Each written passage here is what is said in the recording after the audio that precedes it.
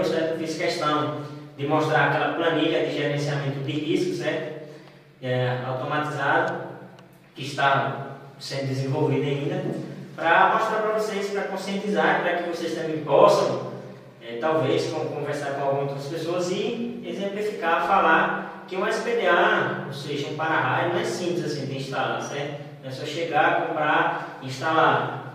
Até porque, como eu falei, se a maioria não sabe, um SPDA, um sistema desse modo mencionado, é melhor não ter, certo? Porque ele vai fornecer o melhor caminho para a descarga elétrica, certo? Para a descarga, certo? Do raio. Então, se você faz isso no modo mencionado, isso vai para a sua estrutura, certo? Então, a gente viu lá na planilha que são diversas constantes, são diversas equações, são diversas coisas que você tem que fazer o levantamento que você quer proteger, quais são os riscos que tem, quais são as dimensões da estrutura. Então, tem que levar em conta todas as variáveis, fazer todas as considerações, certo? Depois disso aí, você vai chegar para o projetista, certo? Vai definir qual é o classe desse SPDA que você vai utilizar, certo? E aí, a gente vai ver depois, mais na frente, a gente vai ver o que é que, pelo menos dois tipos de para-raio comentar, né? Rapidamente, quando a gente chegar em equipamentos de proteção coletiva, que a gente já está chegando já, equipamento de proteção coletiva, a gente vai ver rapidinho a questão desse SPDA e vou exemplificar dois tipos, o Franklin e o Faraday, só para questão de curiosidade também, eu acho que tudo a ter de conhecimento é sempre válido, não é obrigado vocês saberem isso, certo? Mas para quando vocês observarem alguma estrutura, eu acho legal, certo? As pessoas terem esse conhecimento, de olhar e falar assim, ó, que dali é um SPDA Faraday, que dali é um SPDA Franklin, certo? Sempre que eu posso, eu explico isso para as pessoas, converso, porque eu acho bastante interessante, que são coisas que estão no nosso dia a dia, para fazer a proteção de tudo isso aqui, normalmente a gente não tem nem conhecimento, certo? Então, eu falei, certo, que a gente voltaria, só para finalizar, fazer uma finalização aqui da parte 4, da norma, certo? Então, falando onde ela não se aplica, ou seja, esta parte não cobre a proteção total contra interferências eletromagnéticas, certo? Então, a descarga atmosférica, ela gera sim ondas, certo? Gera sim impulsos, só que a 5419 ela não cobre interferência total, certo? Então, ela traz sim a proteção, mas ela também não pode se chegar e dizer assim, ó, eu estou 100% protegido, meu sistema está 100% protegido, pois tem SPDA, certo? Não é assim.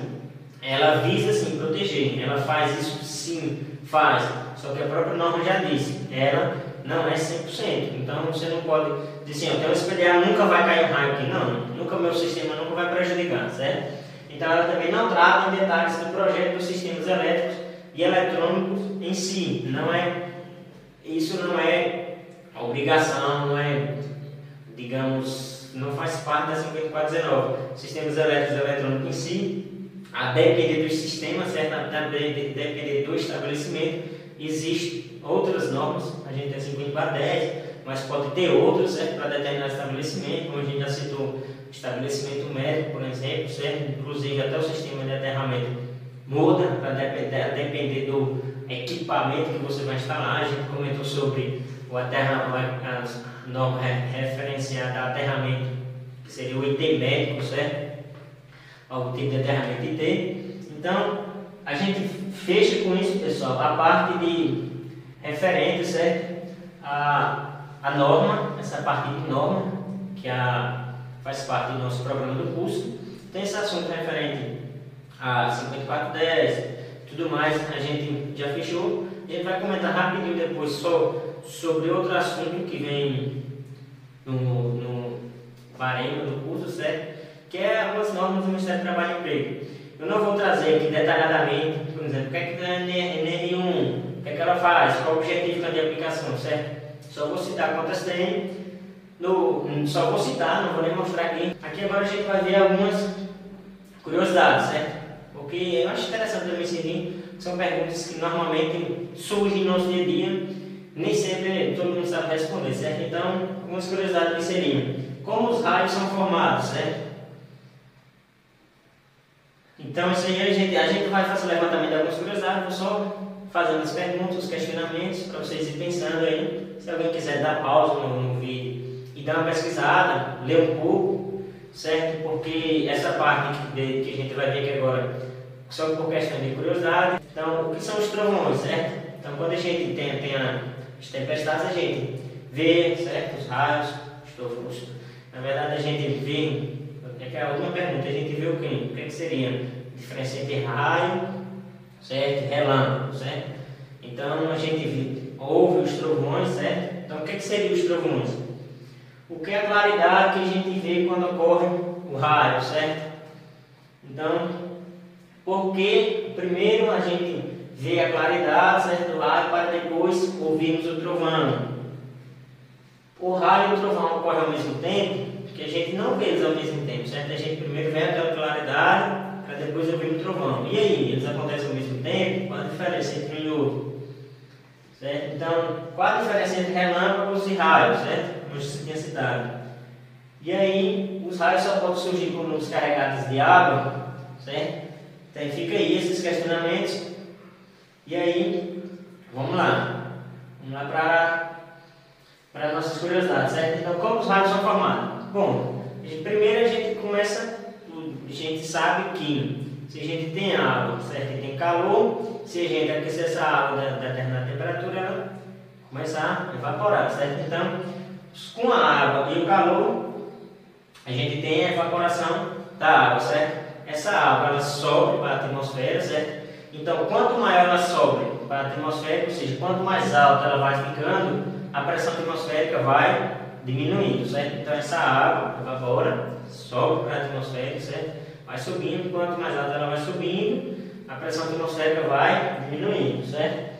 E aí, o que é que acontece? Essa pressão vai diminuindo ao ponto, certo? Que, quando ela vai diminuindo, ela vai se esfriando lá em cima, certo? Então a umidade se esfria e condensa, ou seja, a água que estava ali no estado de vapor, certo? Ela se condensa e aí vai começar a surgir as nuvens, certo? Então a água evaporou, subiu, quando vai tomando maior altura, vai diminuindo a pressão, certo? E aí diminui a temperatura, se condensa e vai formando as nuvens, certo? E aí, uma nuvem se une à outra e a gente tem a formação de nuvens maiores, certo? Então, é fato, no nosso dia a dia, a gente vê essas nuvens sendo transportadas, certo? A gente diz a nuvem passando, mas na verdade ela está sendo transportada por correntes de ar, certo? Então, essas nuvens vão se unindo e formam uma nuvem maior. E aí às vezes a gente tem aquela chuva tranquila, sem nenhum raio, sem nenhum trovão, certo? Isso aí é quando a gente diz que as nuvens se tornam grandes e pesadas para a corrente de ar transportar, e então elas se precipitam na forma de chuva, ou seja, acontece todo o processo agora inverso. A água agora condensou, ou seja, está em um estado sólido, e agora a nuvem se tornou pesada, baixa, a temperatura muda novamente e ela volta novamente para o solo, certo? Volta novamente para as origens e o ciclo continua. Só que isso acontece com algumas nuvens. Outras nuvens, pelo contrário, continuam subindo, continuam se tornando mais frias ainda, certo? Então outras nuvens continuam subindo e tem a formação como se fosse um capacitor, ou seja, a formação entre a nuvem e a terra. Não sei se vocês se recordam, no início do curso também, quando a gente estava falando lá da descarga estática, a gente tratou sobre o capacitor, certo? A gente viu o símbolo do capacitor, viu que tinha as suas tensões nas placas do capacitor, que o meio entre eles que a gente chamou de dielétrico, certo? Que era um meio não condutor de eletricidade para determinadas condições, desde que a constante dielétrica, certo? A rigidez dielétrica não seja quebrada, certo? Então, o que acontece nas nuvens, entre a nuvem e o solo, é a mesma coisa, certo? Aqui a gente tem aqui o símbolo do capacitor, que a gente já viu aqui como eu citei. Então, dentro de um capacitor a gente teria uma placa com polaridade positiva, ou seja, sinal de tensão positiva, e outra com polaridade negativa, certo? Nas nuvens, o que acontece é a mesma coisa.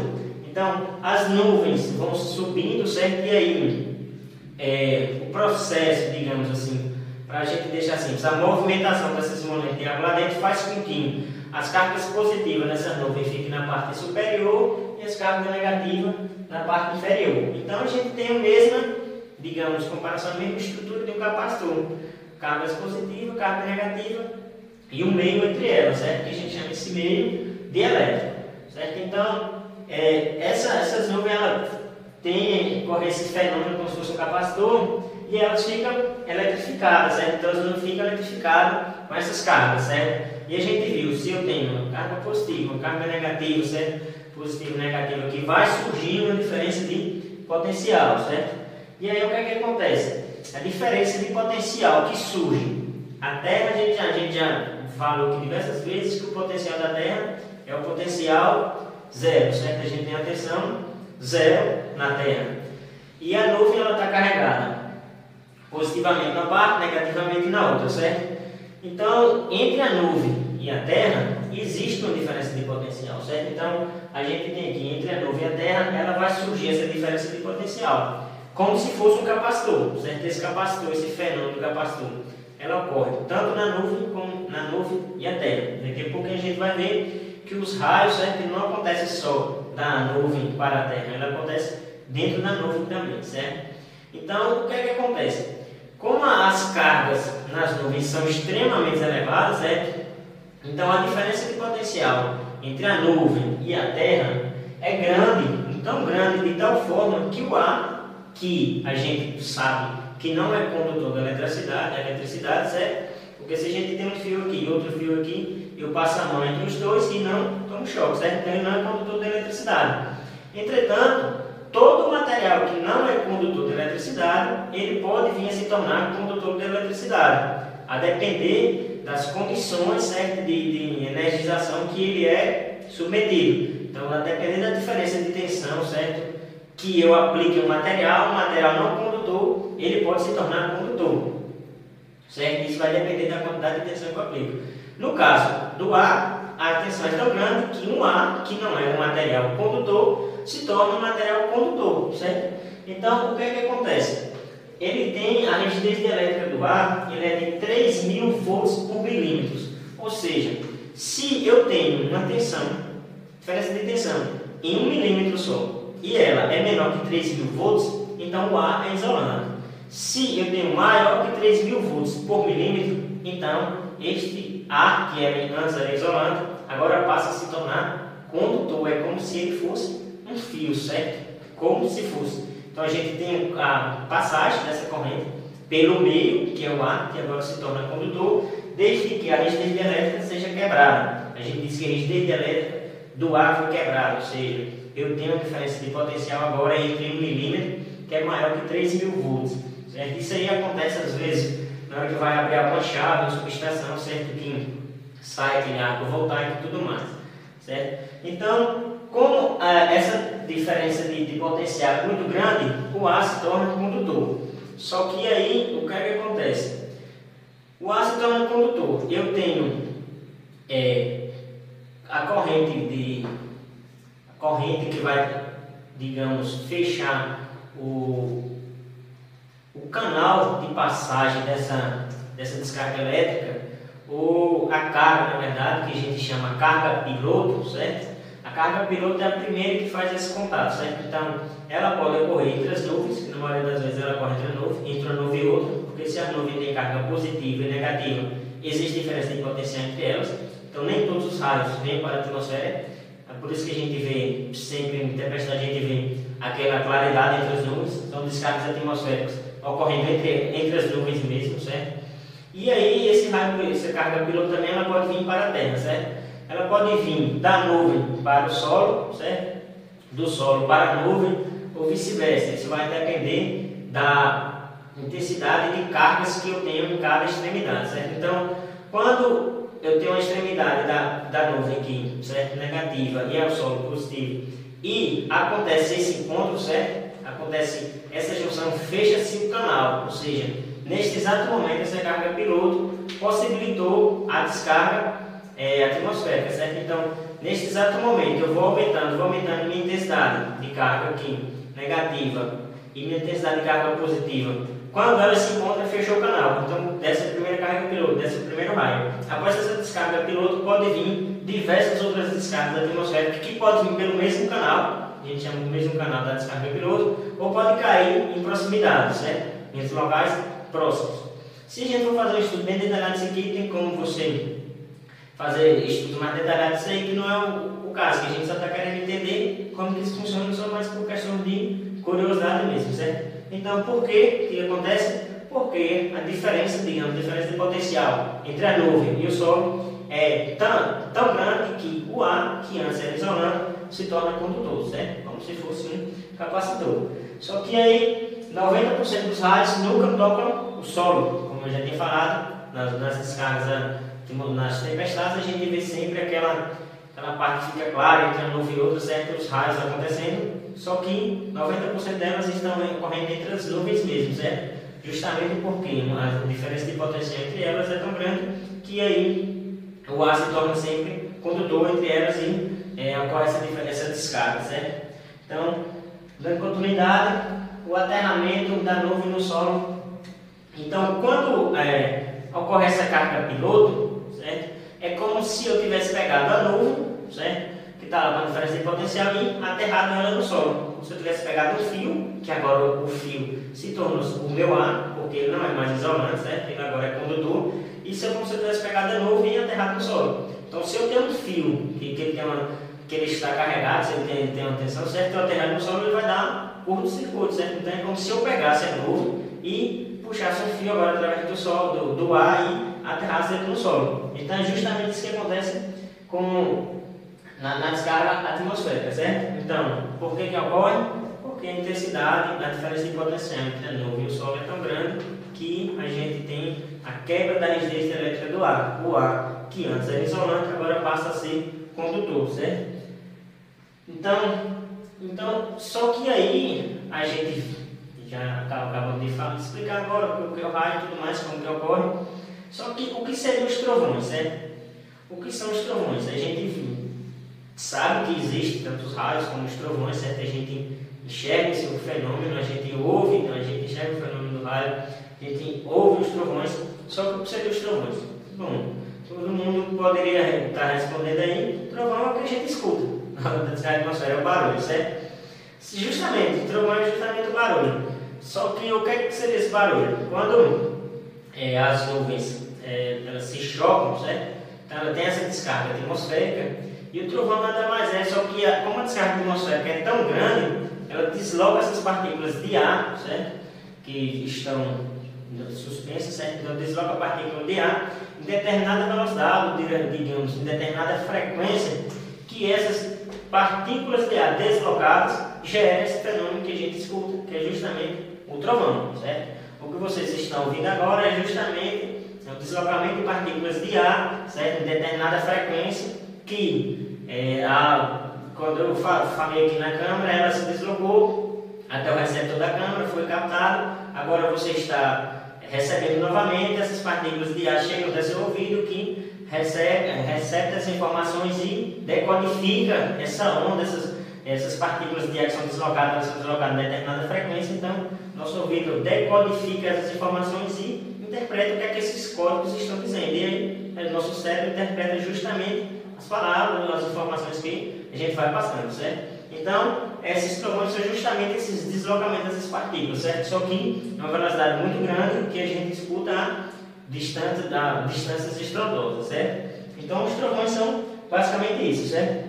Só que agora aqui uma pergunta aqui bastante curiosa, certo? Por que a claridade que vemos quando ocorre o raio? A mais curiosa daqui a pouco, que é justamente por que a gente vê primeiro essa claridade antes de escutar o trovão, certo? Então, o que seria essa claridade? A explicação é basicamente a mesma, certo? Nessas descargas atmosféricas a gente tem a carga elétrica, certo? A gente tem essa intensidade e tem o deslocamento em determinadas frequências. A parte dessa frequência é representada no som, certo? E outra frequência visível, certo? A frequência de deslocamento nessas partículas também é frequência visível, certo? A frequência de luminosidade que a gente enxerga. Então, nada mais é também que o deslocamento em determinadas frequências que possibilita a gente estar enxergando, o deslocamento da frequência visível. Esta é a claridade, certo? A descarga atmosférica que a gente tem. Então, a pergunta mais curiosa: por que vemos a claridade do raio para depois ouvirmos o trovão, certo? Essa pergunta aí é bastante interessante, porque dá para a gente brincar no dia a dia com muitas pessoas e hoje em dia, com a advento da internet, a galera, quem é mais curioso, está sempre pesquisando, sempre buscando, acha rapidinho. Só que, infelizmente, nem todo mundo hoje em dia, a gente está no mundo da tecnologia, só que nem todo mundo sabe utilizar a internet ainda, infelizmente. A internet está aí, a informação na palma de nossas mãos, só que nem todo mundo sabe utilizar a internet, certo? Ou seja, só utiliza para determinados meios e não para o conhecimento. Bom, basicamente é porque é o seguinte, eu não sei se todos vocês já ouviram falar, desloquei a gente, todas as frequências, todas as ondas se deslocam em determinada velocidade. Então, o som se desloca na velocidade e a luz se desloca em outra velocidade. Cada um tem as suas frequências de deslocamento. Então, a luz, eu acho que pelo menos essa daí já acho que é mais batido, certo? Se desloca aproximadamente 300 mil quilômetros por segundo, certo? Então, é como se fosse uma coisa instantânea, certo? Então, e o som, né, em média, no ar, 340, 343 metros por segundo. Então, quando acontece o fenômeno, então é óbvio que a gente vai ver primeiro aquele fenômeno que se desloca a 300 mil km por segundo, para depois ouvirmos aquele outro fenômeno que ocorre a 343 metros por segundo. Então, é justamente por isso. A gente vê primeiro a claridade, porque a claridade é uma luz, e a luz se desloca aproximadamente 300 mil km por segundo. E o som se desloca aproximadamente 343 metros por segundo, considerando ele no ar. Então está aí respondido, mas essa curiosidade. Próximo bloco a gente finaliza, já estamos finalizando, acho que falta só mais uma ou duas perguntas. E a gente finaliza e dá continuidade em um assunto novo. Até o próximo bloco, pessoal.